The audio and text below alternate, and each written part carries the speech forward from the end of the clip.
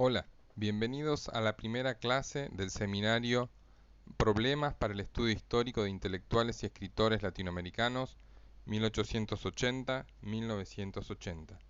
Lo que vamos a revisar en esta clase, que es de naturaleza introductoria, es el conjunto de tradiciones, de escuelas interpretativas que se han acercado al estudio de los productos intelectuales, pero también de los propios actores de la vida intelectual. Entonces, intentaremos revisar cuáles han sido las principales corrientes, cuáles son las metodologías que se usan, las limitaciones, así como las posibilidades de cada una de ellas. En particular, nuestro seminario, como ustedes van a ver a lo largo de las clases, se sostiene sobre el recurso más o menos sistemático, pero también conflictivo, de los aportes que ha producido una historia del libro, de la edición, esto es una historia de la producción material de los libros, de la industria editorial, la sociología de los intelectuales de inspiración burdiana, la historia de los intelectuales, se suma también a lo que hoy se denomina la historia intelectual, la historia de la producción de sentidos, de significados por parte de los intelectuales, y la última tradición a la cual echaremos mano es el análisis literario de las obras, tanto de las obras ficcionales como de las obras llamadas de literatura de ideas. Es importante partir de la siguiente idea. No hay una noción uniforme, no hay una noción generalizable, compartida, acerca de cómo se llama o cómo debería llamarse esta disciplina. Por el contrario, parece más útil pensar al objeto de este seminario como el resultado de un asedio múltiple desde diversas tradiciones y escuelas. Esto es, un aporte es el que viene de la historia intelectual, aquello que es conocido en inglés como Intellectual History, pero su trayectoria ciertamente no es asimilable a lo que en francés se conoce como una historia de las mentalidades. Pensemos en inglés, no hay un término para mentalidades, y esto a su vez tampoco es traducible a lo que una sociología de los intelectuales inspirada en Bourdieu tiene para aportar. Estamos, por el contrario, hablando, refiriéndonos a diversas tradiciones, diversas metodologías, cada una de las cuales es capaz de realizar distintos aportes, de generar distintos resultados que entre sí no siempre muestran compatibilidad. ¿Qué es lo que tenemos en común? Bueno, que todas esas tradiciones, todas esas sensibilidades de estudio ponen especial interés en el estudio del lenguaje, de los productores del lenguaje y de la producción de significado. En todo caso, encontramos también un recorrido que es el que se inicia con la tradicional historia de las ideas del siglo XIX, que las entendía como una esfera ahistórica, trascendental, dotada de aura, y de allí, de esa primera percepción más bien idealista, lo que tenemos, diría yo, en el último medio siglo es más bien la percepción de que el mundo de las ideas y el mundo de quienes se dedican a producirlas, a imprimirlas, a difundirlas, a discutirlas, bueno, es un universo que lejos de ser un universo libre de constricciones materiales o lingüísticas, es más bien un mundo de realidades sociales complejas, históricamente variado, realidades colectivas y a su vez muy matrizada por conflictos por el poder, por la participación en redes que entre sí van chocando, van compitiendo, y redes en las cuales hay que entender a los intelectuales. Pero, insisto, no se trata de preocupaciones historiográficas, lingüísticas, que sean entre sí compatibles. Hay allí muchas preocupaciones nacionales, muchos enfoques particulares, muchos recortes, metodologías que son singulares. ¿Se trata entonces de distintas formas de asediar al mismo objeto o se trata por el contrario de disciplinas que construyen su propio objeto, que entre sí están unidas sola por la inconsciencia, solo por la toma de conciencia respecto de la importancia que tiene el lenguaje? Vamos a ver entonces en este recorrido hasta qué punto se trata de disciplinas que van interrogando de maneras diferenciadas a los mismos objetos o si por el contrario se trata de distintos objetos.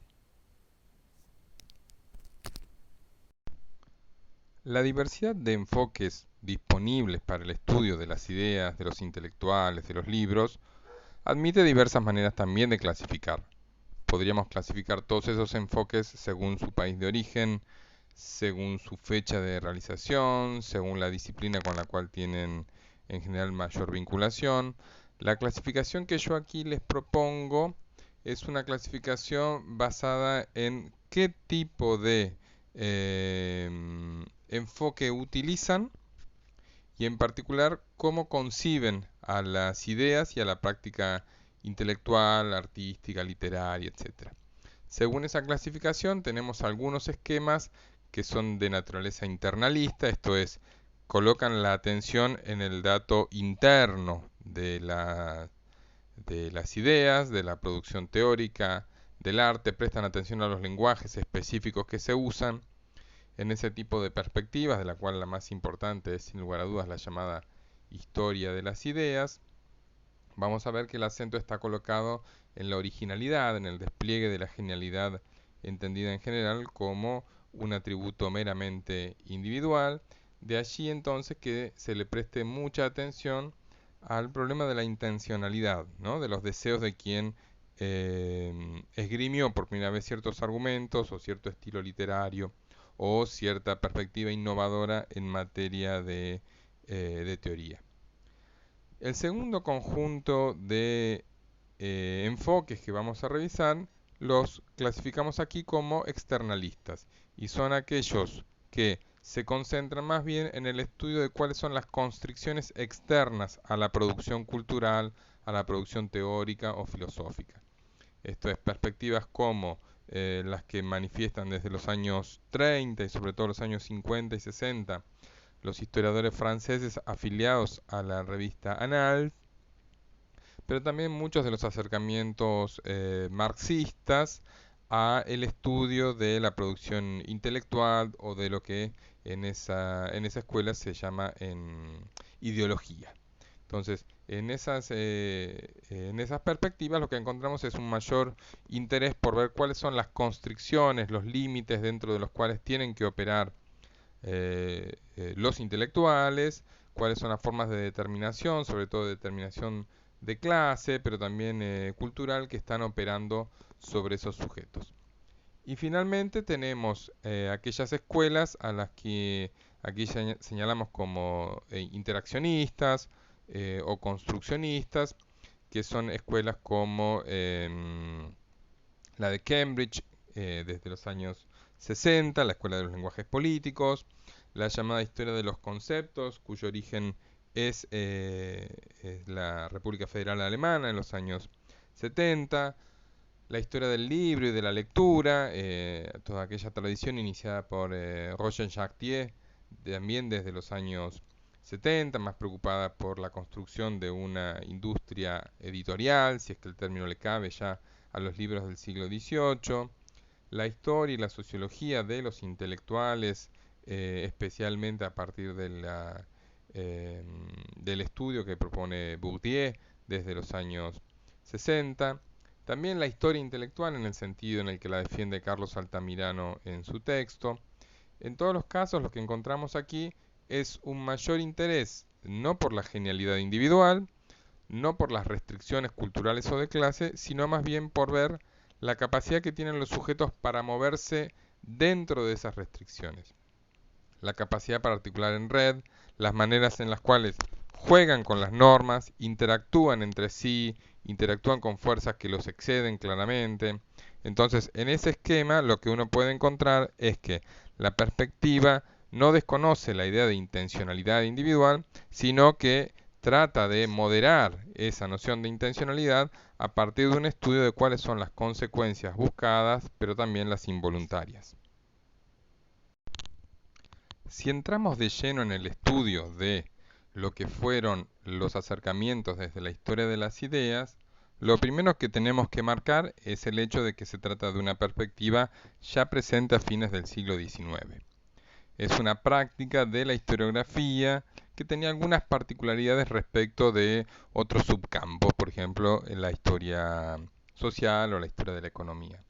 Esta era una historia desde ya idealista. Esto es una historia que ponía el acento en el estudio de las ideas con la mayor distancia posible respecto de las constricciones sociales, de clase, políticas que podían estar interviniendo. Es una historia de las ideas intelectualista. Esto es una idea que es una perspectiva que considera que las ideas son relevantes para definir las actividades de las personas. Es un acercamiento que generalmente le presta atención a los llamados grandes pensadores. Por eso su interés, no solo por construir, sino por reproducir el canon, ¿no? Se piensa a sí misma como una disciplina dedicada a rescatar y a hacer público algo así como el recorrido de la inteligencia universal, de la inteligencia entendida como sinónimo de la originalidad.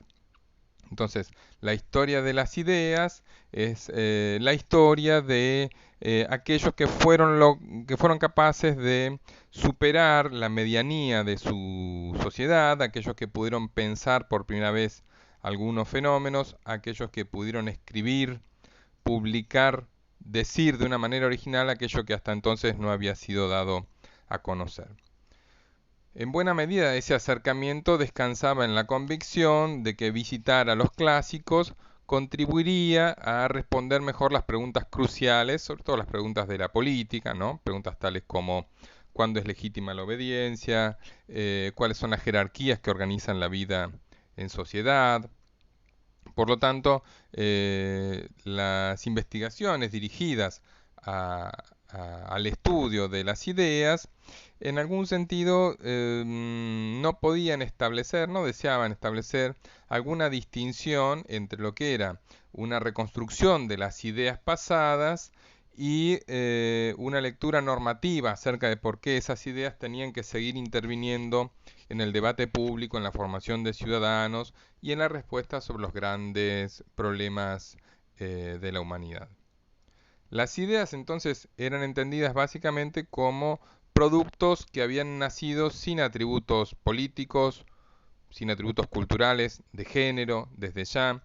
Las ideas relevantes son aquellas que tienen la capacidad para sobrevivir en el tiempo, esto es, aquellas ideas que muestran un enorme poder para no tener raíces, ¿no? Aquellas que consiguen viajar a lo largo del tiempo y ofrecer respuestas válidas, más o menos permanentes, a las preguntas eternas.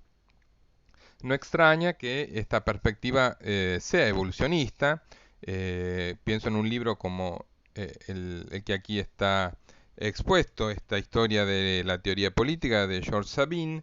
Es una perspectiva bien evolutiva, donde se piensa que el despliegue de la historia de las ideas es aquel que va de lo simple a lo complejo.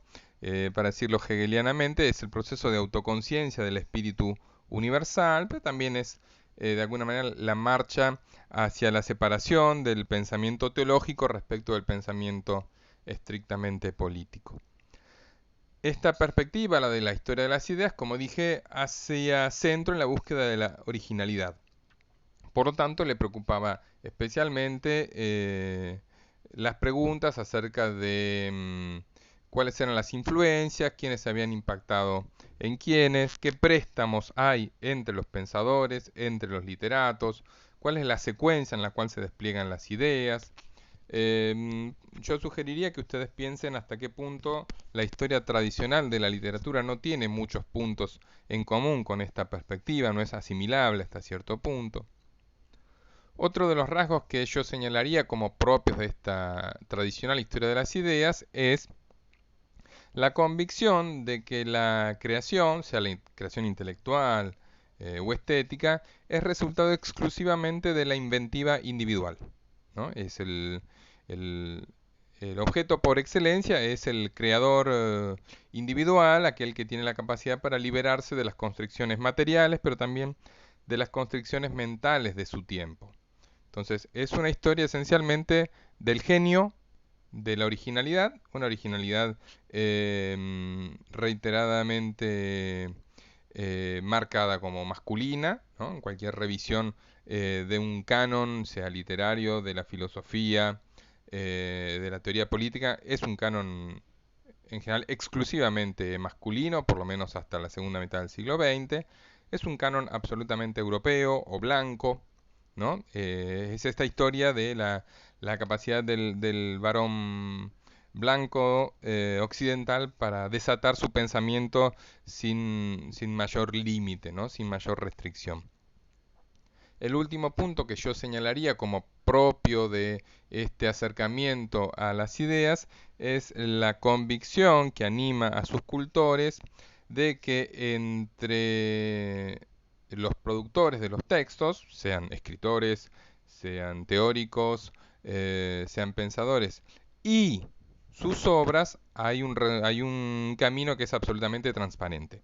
Esto es, aquello que finalmente se publica es exactamente lo que sus autores querían publicar. Ahora bien, ese carácter transparente también estaría presente entre las obras, tal como se dieron a conocer, y su interpretación. Entonces, en esta perspectiva, la intencionalidad del autor es la que tiene el carácter de llave maestra.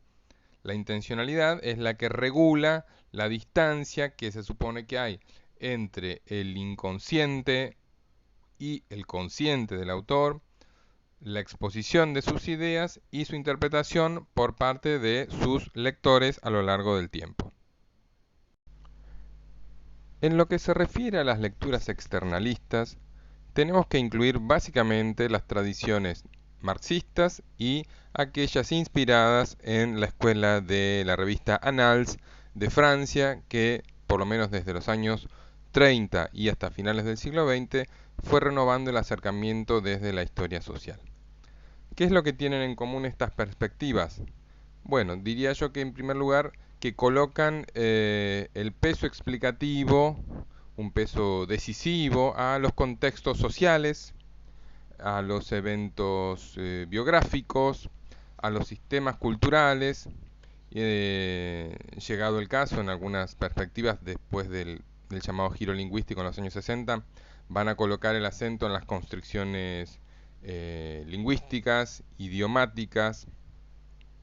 En todo caso, lo que tienen en común las lecturas externalistas es que entienden a los autores, sean escritores, sean intelectuales, sean teóricos, sean filósofos, como sujetos que siempre están forzados a pensar, a escribir dentro de ciertas constricciones. Pueden ser constricciones derivadas de su pertenencia de clase, pueden ser restricciones asociadas a su pertenencia lingüística, a los sistemas culturales de los que participan, pero en todo caso esos autores son más formateados que otra cosa.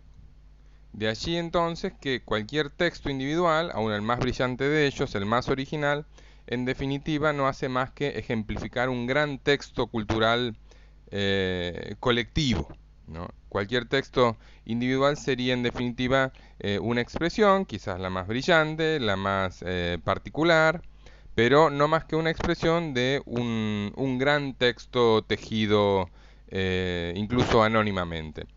De allí entonces que esté muy presente diría yo, una relativización de la noción de intencionalidad, porque aquí en efecto la voluntad del autor pesa bastante poco respecto de la determinación que puede ejercer un sistema cultural, un sistema de signos. En todo caso, los intérpretes lo que hacen es mediar entre los sistemas de producción de significados y las ideas. En el caso de la tradición marxista, por lo menos de las lecturas iniciales, no hay un tratamiento específico de los intelectuales como sujeto social. Las referencias en todo caso aparecen en los análisis de Marx sobre la superestructura, entendiendo a la ideología como parte de los instrumentos de los que dispone la clase dominante para dominar. La ideología es entendida entonces como parte de esa superestructura, al igual que el derecho, que las tradiciones. y por lo tanto la función de quienes producen y difunden ideología es ocultar esa dominación. Por lo tanto, las actividades intelectuales se explican esencialmente por su lugar, por el lugar de los intelectuales en la lucha de clases. Pero allí no hay una teoría específica, un análisis detenido de la producción intelectual, como si vamos a ver que aparece, por ejemplo, en la sociología de Pierre Bourdieu. Probablemente sea Antonio Gramsci el primero en pensar desde una clave marxista a la figura del intelectual, a la actividad intelectual.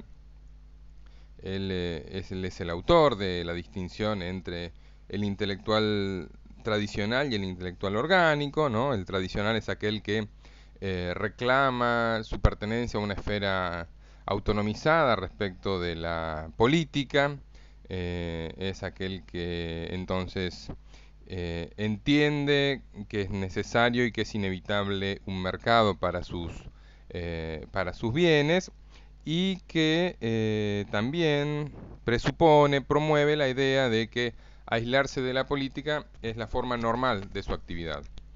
Por el contrario, el intelectual orgánico hace de su afiliación política una condición indispensable e irrenunciable de su participación en las actividades de producción simbólica. En el texto de Gramsci, La formación de los intelectuales de 1921, él ofrece una definición de lo que son los intelectuales, que es una definición que es mucho más amplia de lo que normalmente usamos nosotros. Él los entiende como el grupo social que interviene en el diseño, en la ejecución de políticas públicas y no solo en la producción de ideas. Entonces, los expertos, los funcionarios, son intelectuales porque participan en el proceso de legitimación del grupo dominante ante la sociedad civil. Ahora bien, desde las perspectivas de la escuela de Annales, lo que encontramos también son algunas complicaciones para acercarse a una historia de los intelectuales. Recordemos brevemente, esta escuela comienza a tener forma en los años 20 y sobre todo en los 30, a partir de la figura de dos de sus más grandes animadores, que son Lucien Febvre y Marc Bloch. Ellos son dos de los grandes polemistas contra la historia tradicional, la historia política de las batallas y los golpes de Estado, pero también contra la tradicional historia de las ideas, aquella historia aislada de sus condiciones de producción, de las formas de vida social, contra esa perspectiva más aristocrática de entender a las ideas. Por el contrario, lo que vamos a encontrar en esa primera generación de Annales es la perspectiva de que las transformaciones sociales, los grandes cambios, no tienen que ver con el voluntarismo de los intelectuales, sino con procesos de naturaleza social y económica, en muchos casos de larga duración. Digamos que a la escuela de Annales no le interesa el estudio de los intelectuales, la historia de las ideas, la historia de los hombres que forman parte del panteón de los así llamados grandes pensadores, sino que lo que le preocupa es una historia sociocultural de lo colectivo, en particular de las representaciones colectivas, una historia sociocultural de lo inconsciente, no de una historia de la genialidad individual, sino una historia de lo automático, de aquello que se hace de manera repetitiva, recurrente y sin tener mucha conciencia de ello. Por eso, lo que interesa en esa historia cultural de las representaciones, de los imaginarios, de la mentalidad, tal como se desarrolla entre los años 40, 50, 60, es la manera en la cual son interiorizados valores, condicionamientos, que son, en definitiva, son compartidos de manera colectiva, pero no necesariamente de manera explícita. Entonces, lo que interesa en este acercamiento historiográfico no es buscar lo original, sino buscar lo pensable de cada época. Entonces, aquí el acercamiento tiene que ver mucho menos con el estudio de la coherencia, de la lógica de los discursos, y más con la antropología, ¿no? Por ejemplo, el estudio de cómo se definía lo natural o lo sobrenatural en una época, qué era entendido por sagrado y qué por profano en determinado momento. Entonces, lo que encontramos es este acercamiento a un estudio de los sujetos que no son los más brillantes de su época y que es reemplazado por un estudio de lo masivo, de lo inconsciente, de lo regular, de lo sistemático. ¿Cuáles son los problemas de estos acercamientos? Eh, uno, uno de los críticos de estos enfoques ha sido Roger Chartier, quien plantea que se trata de conceptos bastante toscos para entender la alta cultura, la producción intelectual. Una noción como la de mentalidad ciertamente no nos sirve para acercarnos al estudio específico de la producción literaria o de la producción intelectual, ¿no? En todo caso, la distancia que hay entre la mamushka más grande, que es la mentalidad, con respecto a la mamushka más chiquita, que es la creatividad individual, bueno, esa distancia tiene que ser de alguna manera completada con otra serie de nociones y de explicaciones. Eh, digamos, la mentalidad en efecto es un fenómeno colectivo, pero es un fenómeno colectivo que tiene ciertas formas, tiene ciertos soportes, tiene ciertos lenguajes, tiene formas iconográficas en las cuales se vehiculiza, y eso requiere un estudio, requiere un tratamiento metodológico específico. Pero sobre todo, lo que se va a señalar es que el problema de estas explicaciones externalistas es que suponen que el lenguaje es un útil disponible siempre y transparente a su vez para quien lo usa para expresar ideas, pero también que es un lenguaje igualmente transparente para quien escucha o lee esas ideas. Frente a este tipo de caracterizaciones es que vamos a ver que se empiezan a imponer en los últimos 40 años otra serie de lecturas. Los enfoques de naturaleza interaccionista van a ser esencialmente aquellos desarrollados en el último medio siglo, incluyen la historia de los conceptos, la historia del libro, de la edición, la historia intelectual, la historia de los intelectuales. Son, como desde el nombre ya se puede adivinar, enfoques distintos, enfoques que se preguntan por objetos distintos, pero todos tienen en común un cierto interés por la capacidad performativa del lenguaje y sobre todo por el análisis de cómo son los procesos de construcción de significados, el estudio del juego constante, infinito, entre las intenciones de los autores, de los editores, de los lectores, los logros que estos tienen, las presiones y los procesos para resignificar, para dotar de nuevos sentidos a los procesos, a las ideas. De allí que lo que encontremos sea una noción más bien de intencionalidad débil. Esto es, una intencionalidad que se encuentra en algún punto intermedio entre el determinismo cultural o el determinismo de clase y la exaltación del genio individual. Entonces, lo que vamos a ver en las propuestas interaccionistas es a una serie de individuos, de grupos, que no tienen libertad absoluta, que no gozan de autonomía racional, sino que están inscriptos en redes, en formas de dependencia, en vínculos de reciprocidad, a veces asimétrica, que tienen distintas pertenencias y que a su vez se mueven dentro de marcos normativos con los que juegan, con los que no dominan completamente y a los que consiguen escapar solo parcialmente. Entonces, es una forma de entender a la práctica intelectual en la cual las intenciones cuentan, pero no siempre consiguen su satisfacción. Estudian aquí no solo los escritores, los filósofos, los teóricos, sino también los lectores, los editores, los traductores, etc. En estas perspectivas, el texto es entendido como el resultado de la coproducción entre el autor, el editor, el traductor, quien publica, pero también la imaginación y la interpretación de los lectores, una serie de interpretaciones que se van a suceder en el tiempo. Entonces, todo el proceso de producción, de recepción, de adaptación, de apropiación, son procesos que lejos de ser transparentes, se los entiende como inevitablemente selectivos.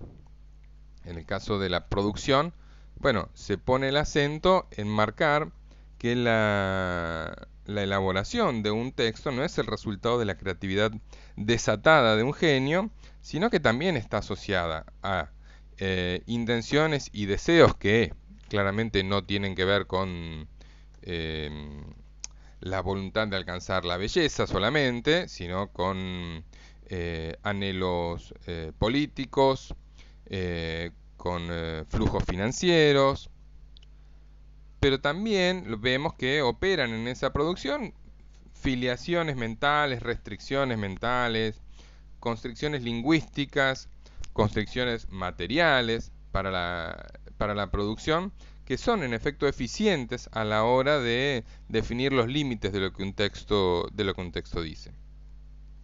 Opera también la autocensura, sin lugar a dudas, en la producción de cualquier texto. Opera también aquello que Wolfgang Iser llamó el lector implícito, esto es, en quién están pensando, cuál es el propio límite que los autores se imponen a la hora de la escritura. Y ni hablar de la selectividad sobre la recepción o la interpretación. Ahí somos cada vez más conscientes de que siempre se produce una sucesión de lecturas muy diferenciadas, muy determinadas por los diferentes contextos en los cuales se terminan aterrizando los textos. Y también sabemos que la interpretación se produce no solo a partir de lo que está escrito, sino de las expectativas de los lectores, de las capacidades, de las competencias de los lectores y de su comunidad, de las prácticas de lectura que ya traían antes de acercarse a este nuevo texto.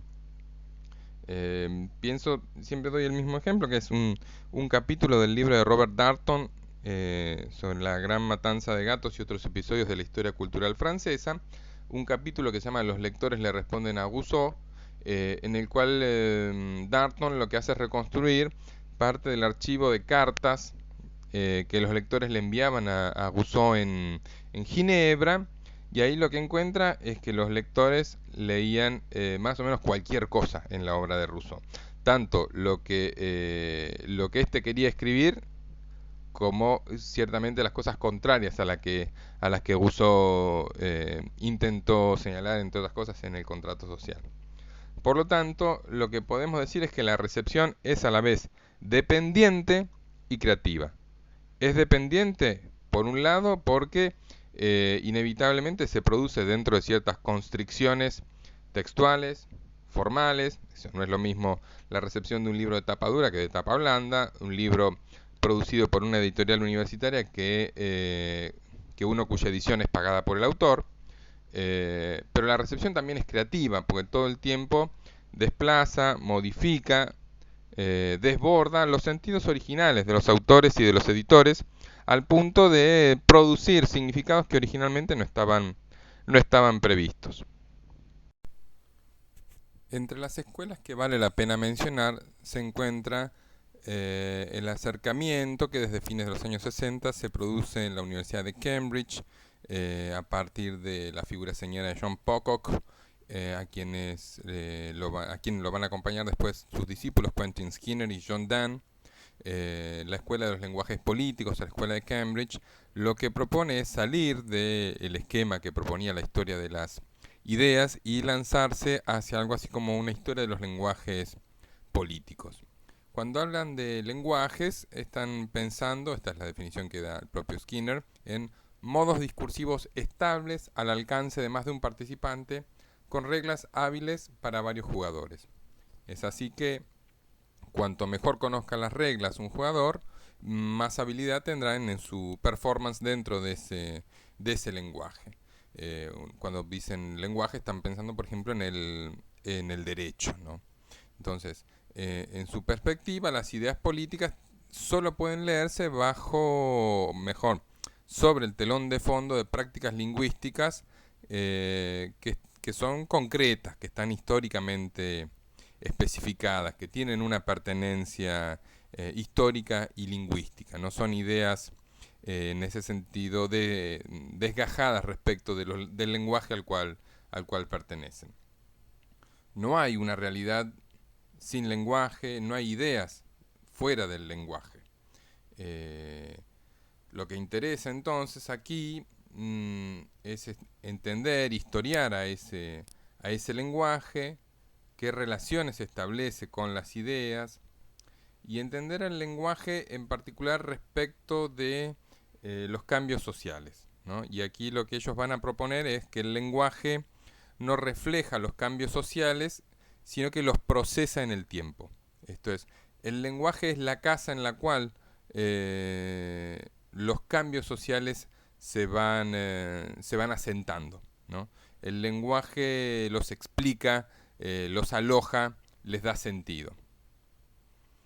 A la hora de realizar sus investigaciones, Pocock o Skinner van a definir un interés simultáneo por ver la intención de los autores, la ejecución de una obra y finalmente los efectos que ese texto va a tener a lo largo del tiempo.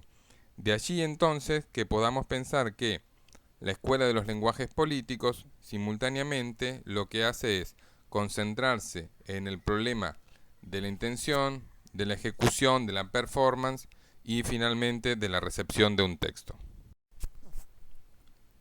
La metodología que propone la Escuela de Cambridge es tratar a los discursos como si fueran actos de habla, esto es, actos sociales que por lo tanto requieren el mismo tratamiento metodológico que otros hechos.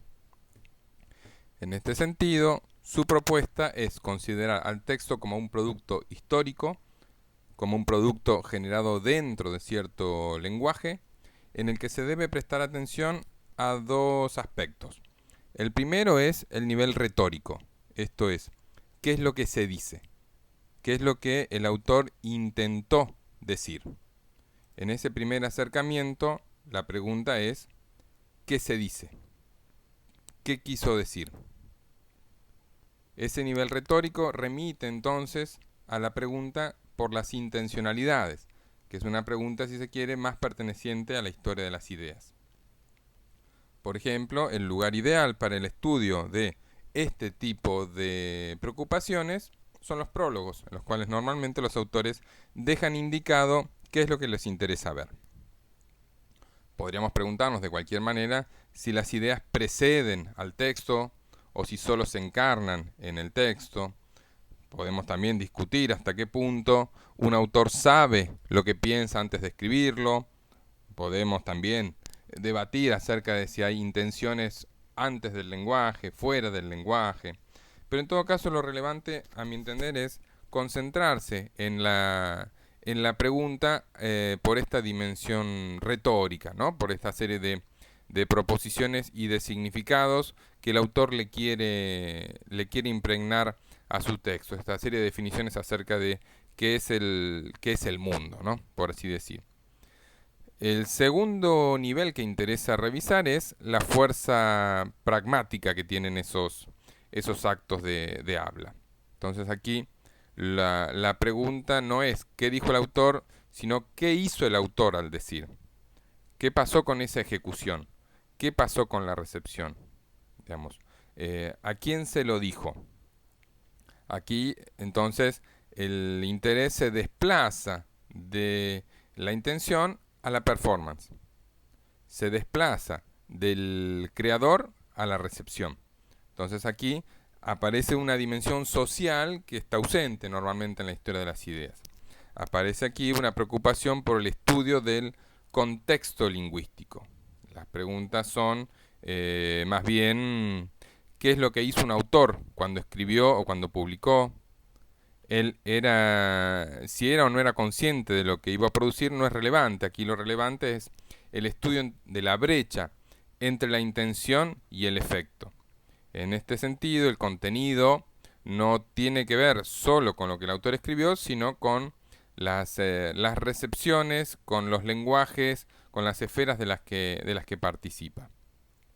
En este sentido, la acción de un texto nunca está terminada, porque las respuestas que recibe, los comentarios, las lecturas actuales, las futuras, son necesariamente infinitas, incontrolables, imposibles de predecir y en todo caso alejadas del contexto original. Entonces aquí lo que uno puede señalar es que las reseñas son de alguna manera la continuidad de un texto. Son la manera de darle vida, de resignificar y en definitiva de mantener a la performance en el centro de la preocupación de la escuela de Cambridge. Entonces, nos parece que es relevante retomar precisamente de esta escuela de los lenguajes políticos esta distinción entre ideas y actos de habla. Esta diferencia metodológica entre el estudio del contenido semántico, esto es, de lo que se ha dicho, y por otro lado el contenido pragmático, esto es, de lo que se hizo cuando se dijo en efectivamente eso que fue dicho y que fue entendido en tal o cual manera. Por otro lado, la llamada historia de los conceptos, tal como se originó en Alemania también desde los años 70, es otra perspectiva que podemos afiliar al campo de los estudios interaccionistas. Tiene varias singularidades este acercamiento. El primero y más obvio de ellos es que toma como unidad de análisis a los conceptos, lo cual significa dejar de lado otras unidades alternativas que habían sido objeto de interés, como los autores, los libros, las escuelas, las tradiciones, los lenguajes políticos, los estilos de pensamiento, los modos de discurso, etc.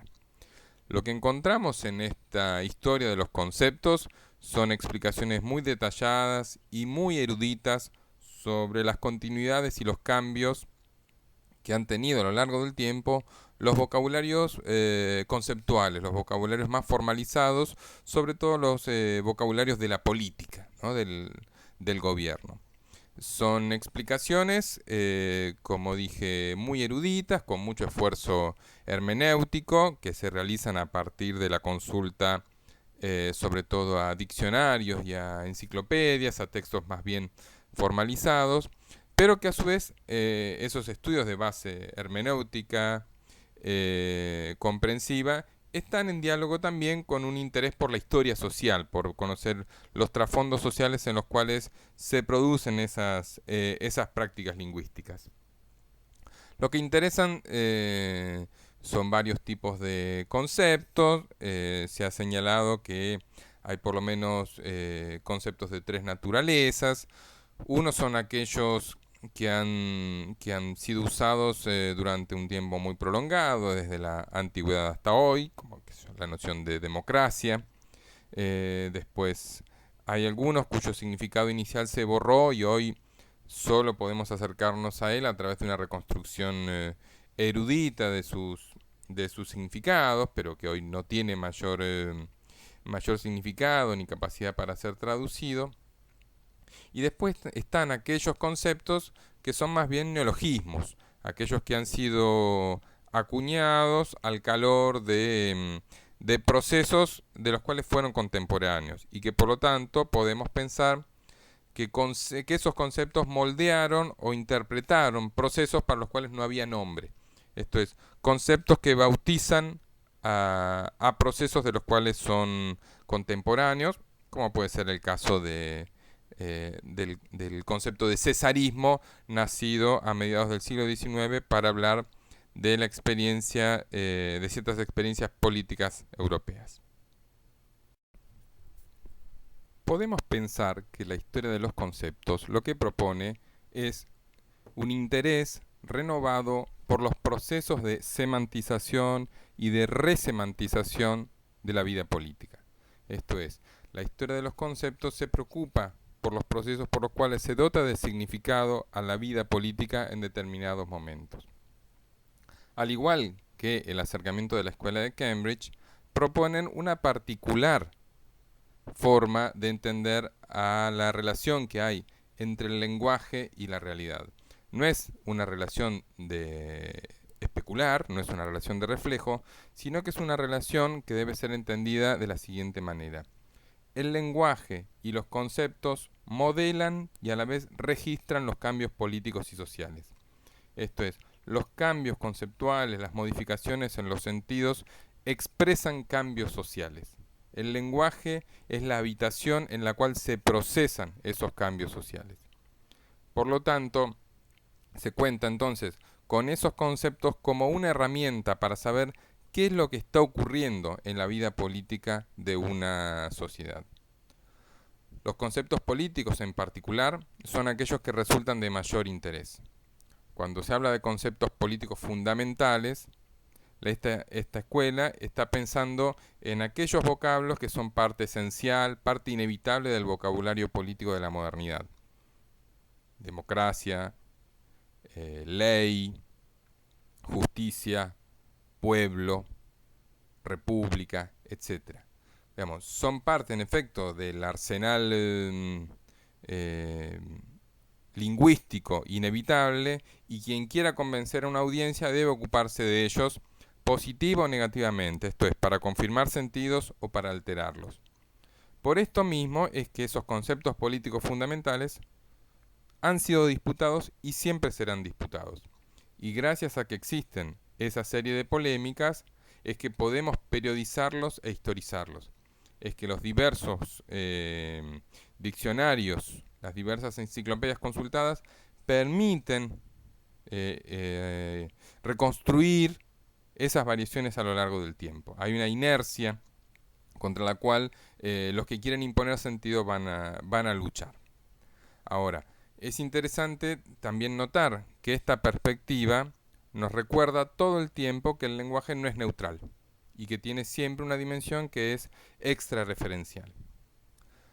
Diría yo que la principal aportación que nos deja la historia de los conceptos tiene que ver con afirmar la convicción de que el significado de los conceptos depende esencialmente de las condiciones de producción y de circulación de ese concepto, y no con una dimensión intrínseca del concepto. Esto es, no hay una definición correcta de libertad, no hay un significado incontrovertible, justo, tal como podía pensar una historia de las ideas que interroga a los grandes pensadores de la época para saber cuál es la mejor definición de libertad. En este sentido, lo que sabemos es que los conceptos siempre son complejos y que sus límites semánticos claramente son el resultado de controversias, son el resultado de disputas, y está bien que así sea. Desde hace más o menos 20 años, 25 años, la historia de los conceptos ha crecido en América Latina. Tenemos hoy muy destacados cultores de esta metodología. En particular se han concentrado en el estudio de la historia política del siglo XIX y de los cimbronazos producidos a partir de las guerras civiles y de independencia. Entre otros, en el foro Iberoideas, montado en el sitio web del Instituto Cervantes, vamos a encontrar algunas de las discusiones en torno a los significados que nociones como federación o república o representación tuvieron en aquella época. Es un sitio web en el que participan algunos de los más importantes representantes de estas corrientes, como Elías Palti, João Ferre Jr., Erika Pani o Gerardo Caetano, todos ellos de distintos países de América. Para los interesados pueden revisar la revista Prismas, la revista de historia intelectual que se publica en la Universidad Nacional de Quilmes, en la cual van a encontrar varios trabajos en la línea de historia de los conceptos. También dejo aquí otros dos sitios web que concentran trabajos afincados en esta perspectiva para aquellos que quieran ampliar su lectura sobre el particular. La siguiente escuela de la cual vale la pena hacer alguna referencia podemos titularla algo así como la historia del libro, la historia de la edición, la historia de la lectura. Es básicamente un conjunto de investigaciones producidas desde los años 70 más o menos, de las cuales la figura más importante es Roger Chartier, que parten de la convicción de que las categorías, los conceptos, el utillaje mental, por así decir, no son universales, sino que tienen inevitablemente marcas contextuales y que en buena medida esas marcas están expresadas no solo en el contenido de las ideas, sino en la propia materialidad del libro. Esto es, que todas las formas de pensar requieren de instrumentos materiales que les den soporte, requieren de técnicas para su impresión, para su inscripción, así como de instrumentos conceptuales que están anclados en el tiempo. Y que esas formas tienen efectos de sentido. Esto es, que hay una serie de imposiciones de sentidos que están asociados a la propia materialidad del objeto antes de que se lea una sola palabra.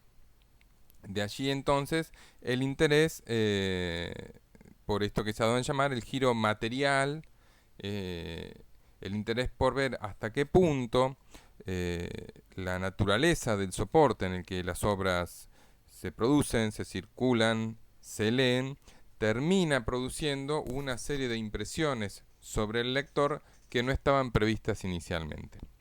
Entonces, la historia del libro, la historia de la lectura, nos invita a revisar cuál es la materialidad del proceso.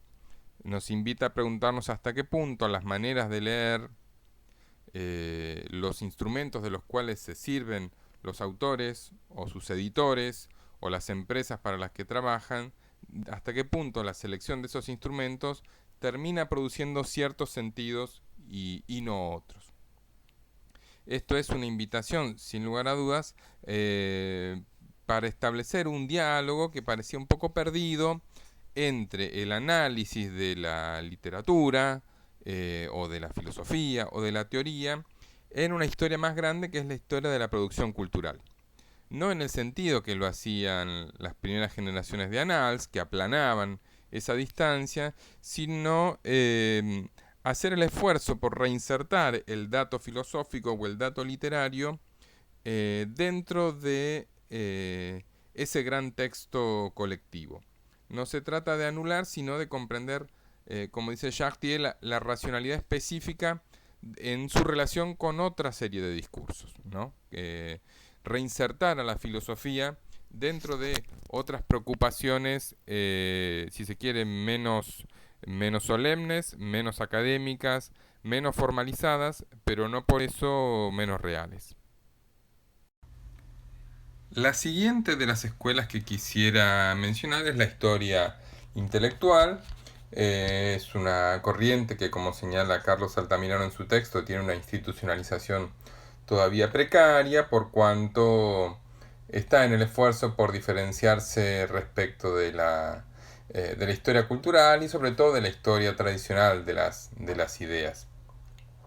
Es el resultado de la confluencia entre lo que se llama la nueva historia política y la sociología de los intelectuales inspirada en Bourdieu.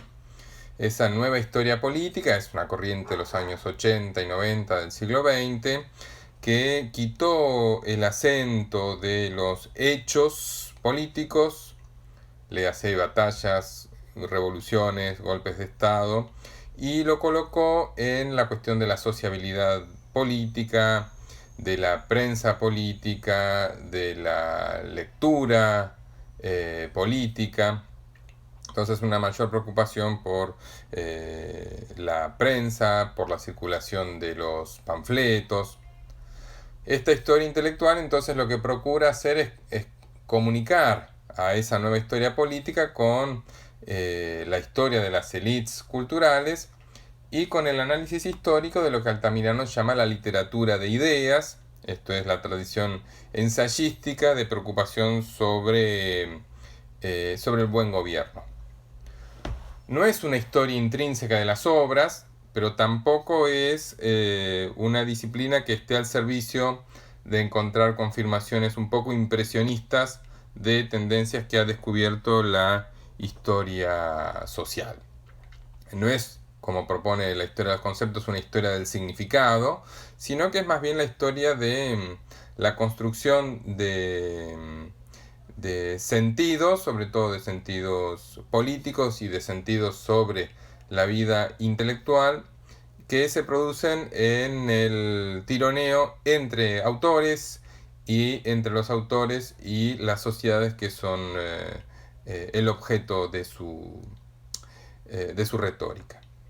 Está claro que esa historia intelectual tiene un diálogo muy intenso con el análisis literario, ¿no? Toma muchas de las herramientas para el análisis del discurso, lo cual no quiere decir que se reduzca al análisis literario. Está claro que, como estamos hablando de productos intelectuales que son resultado de la imaginación y de la sensibilidad, eso habilita, invita a las herramientas provenientes del análisis literario, pero eso no debe conducirnos, como bien plantea Carlos Altamirano, a reducir a la literatura de ideas a esos elementos, ¿no? Como si el contenido político fuera un asunto menor o secundario respecto de la superficie de la redacción, ¿no? Digamos, está claro que hay propiedades literarias, evidentemente literarias, pero exaltar esa dimensión no es más inteligente que ignorarlo.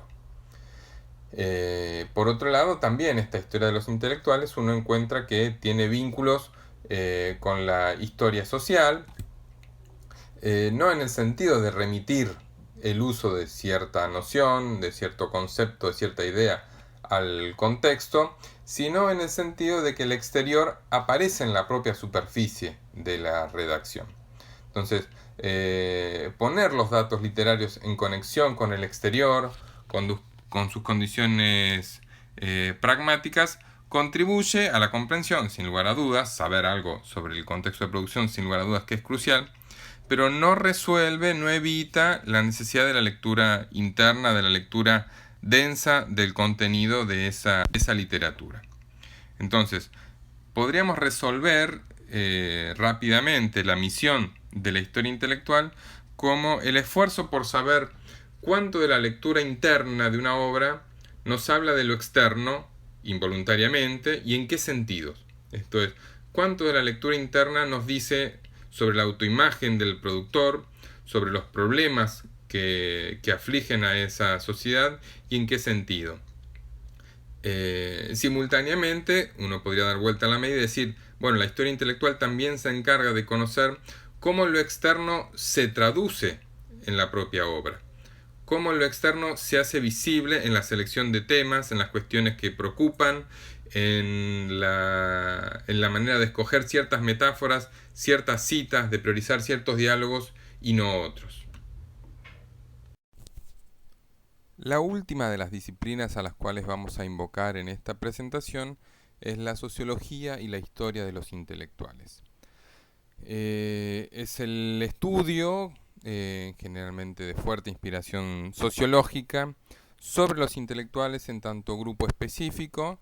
Son perspectivas que descansan en general sobre una fuerte indagación de naturaleza empírica, pero también analítica, y que en todo caso renuncian de entrada a una perspectiva más normativa. En todo caso, como señala Carlos Altamirano en su texto, hay un deseo de conocer las funciones antes que de prescribir algo sobre ellas, acerca de si están bien hechas o mal hechas.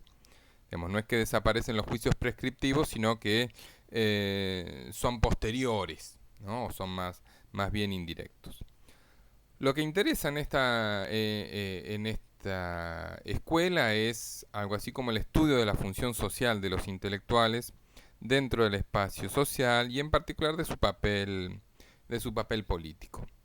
Entonces encontramos aquí investigaciones centradas en grupos de profesionales, en generaciones, en revistas, en agrupaciones de escritores, organizaciones de intelectuales. Esto es un estudio de los intelectuales realmente existentes a lo largo del tiempo, pero sobre todo un análisis sobre las formas históricamente cambiantes de ser intelectual y sobre las maneras, siempre en competencia por definir cuál es la forma legítima de ser intelectual, cuál es la forma de encontrar aprobación y recursos. En el texto de Carlos Altamirano ustedes van a ver algunas referencias acerca de cómo los intelectuales han sido estudiados, entre otros, por Antonio Gramsci, por Karl Mannheim, por Shields, por Raymond Williams. Lo que vamos a hacer nosotros es revisar un poco más en detalle la perspectiva de Pierre Bourdieu.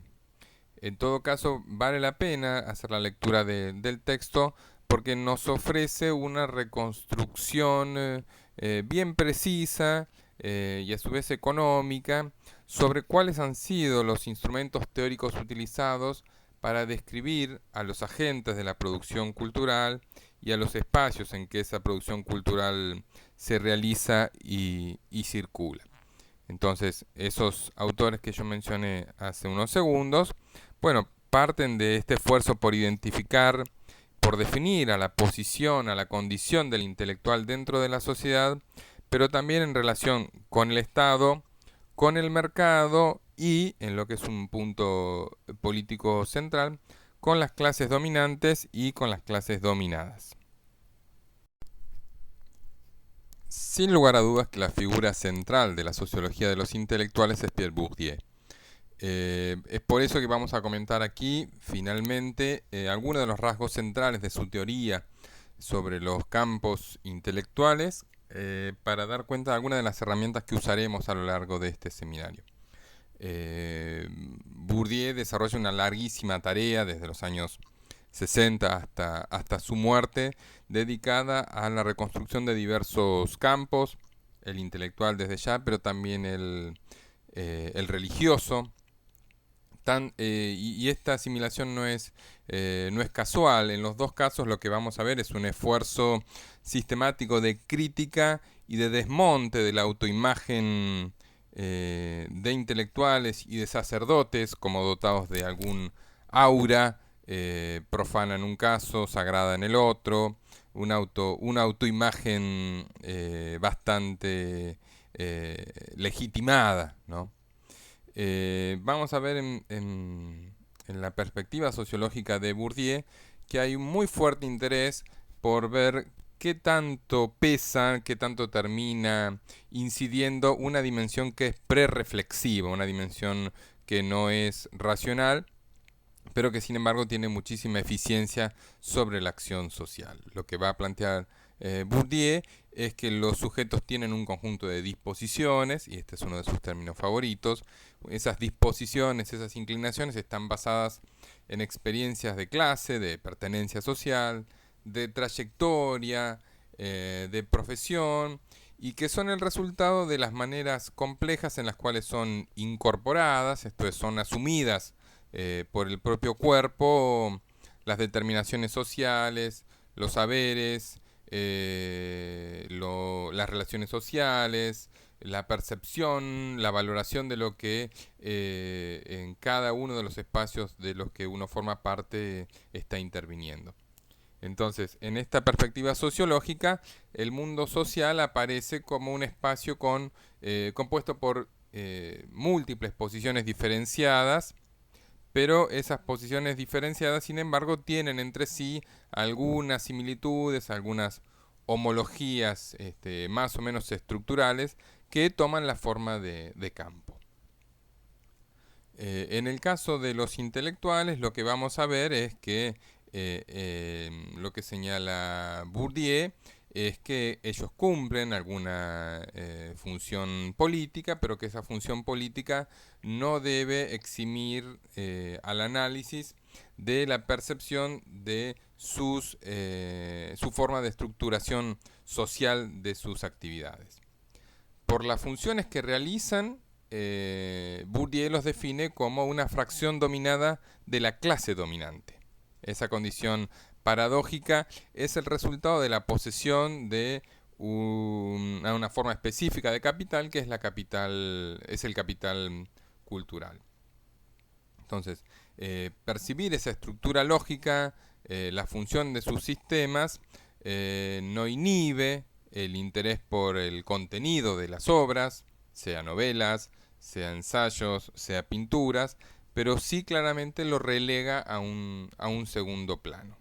Dada esa vinculación ambivalente con la clase dominante, es también comprensible que tenga una relación ambivalente con los sujetos que forman parte de los dominados. Bourdieu gusta de pensar a los intelectuales como parte de un campo, esto es, como agentes que tienen una forma de producción específica, la producción de bienes y de formas simbólicas. En las sociedades tradicionales, los sistemas simbólicos son producidos por un cuerpo de especialistas, normalmente sacerdotes. Ahora, en las sociedades modernas, esos sistemas simbólicos son producidos por los intelectuales dentro de un campo que es relativamente autónomo, es un campo en el cual se producen y circulan bienes simbólicos, de los cuales en buena medida los legos están imposibilitados de participar, sino como consumidores. Esto es, las ideologías, los bienes simbólicos, son discursos doctos, complejos, producidos por los profesionales de la producción simbólica. Ahora, esos especialistas están sometidos a una doble determinación. Una que bien la aportan las perspectivas de la teoría social y del marxismo en particular, que es el sometimiento a las fracciones de clase, a los intereses de fracciones de clase que ellos expresan. Pero la segunda determinación es una que bosquejan con mayor detalle las perspectivas más internalistas, es que los intelectuales participan también de tensiones con otros productores de ideologías, que participan también de una lógica propia del campo de producción ideológico.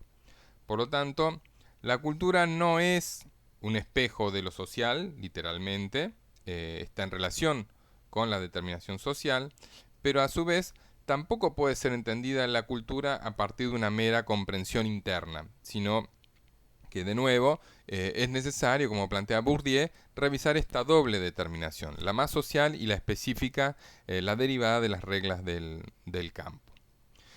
Los intelectuales entonces tienen que ser entendidos como agentes que ocupan esta posición relativa en el espacio social, que es una posición relativamente autónoma en lo que hace a la producción cultural, que gozan de un capital simbólico, específico, que muchas veces intentan transferir hacia otros campos, principalmente el campo de la política o el campo de las luchas sociales. El imperio de los intelectuales se extiende en general de manera exclusiva sobre el campo de la cultura, ¿no? Las ciencias, la literatura, las diversas artes, esto es, la esfera de la producción, la distribución y la valoración de bienes simbólicos, de significados. Ahora bien, no hay intelectuales solo por la producción de esos bienes, sino media un reconocimiento de ese papel. Esto es, el intelectual se construye por ese reconocimiento, por la deferencia hacia la producción de un saber específico, técnico, supuestamente desinteresado respecto de los potenciales beneficiarios de ese conocimiento. Entonces, el campo es, como dice Bourdieu, un microcosmos dentro del macrocosmos del espacio social. Es un sistema de posiciones, en el cual hay desde ya posiciones que son dominantes, otras que son desafiantes, hay quienes están mejor establecidos que otros, que están más en una posición más inestable.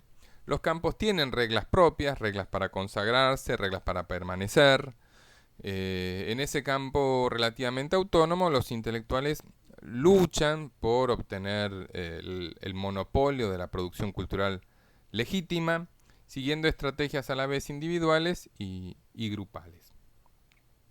El campo será autónomo en la medida en la que hay una autonomización real de los bienes simbólicos. Esto es, la autonomización está asociada, en efecto, a la capacidad de los intelectuales para vivir de ese trabajo de producción simbólica. Por eso, no hay campo intelectual sin un cierto desarrollo de la industria editorial, de la industria periodística, de la educación superior, etcétera. El campo, los diversos subcampos de producción cultural, son espacios en los cuales todo el tiempo se llevan a cabo competencias inevitablemente infinitas por definir cuál es la cultura legítima, cuáles son los bienes sofisticados. Quienes detentan las posiciones de poder en un campo son los que también detentan la posibilidad de definir, gracias a su prestigio, a su autoridad, a su reconocimiento, a sus recursos, la capacidad para definir qué es legítimo y qué no es, para sancionar a aquellos que no cumplen con las reglas o aquellos que tienen un ímpetu demasiado pretencioso. Entonces, en un campo existen reglas, las reglas son más o menos aceptadas para la producción, para la distribución, pero también existen luchas, intercambios entre actores que tienen posiciones diferenciadas. Esas reglas son aceptadas porque los actores participan del juego, tienen una ilusio, dice Bourdieu, en ese juego. Ese es el sustrato sin el cual el campo de producción no podría funcionar. Los intelectuales gozan, en la perspectiva de Bourdieu, del monopolio de la cultura legítima. Esa cultura legítima es la que opera todo el tiempo para enmascarar la dominación de un sector sobre el resto de la sociedad. La dominación de la cultura es mejor cuanto menos se percibe como tal. Esto es, cuanto más enmascarada está, cuanto más invisibilizada.